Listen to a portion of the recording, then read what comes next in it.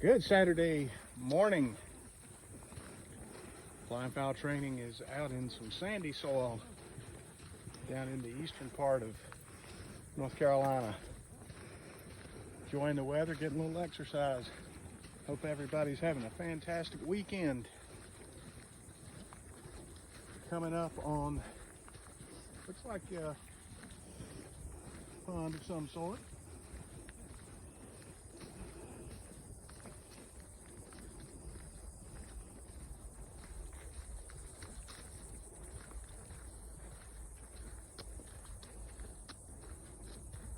Thanks for watching.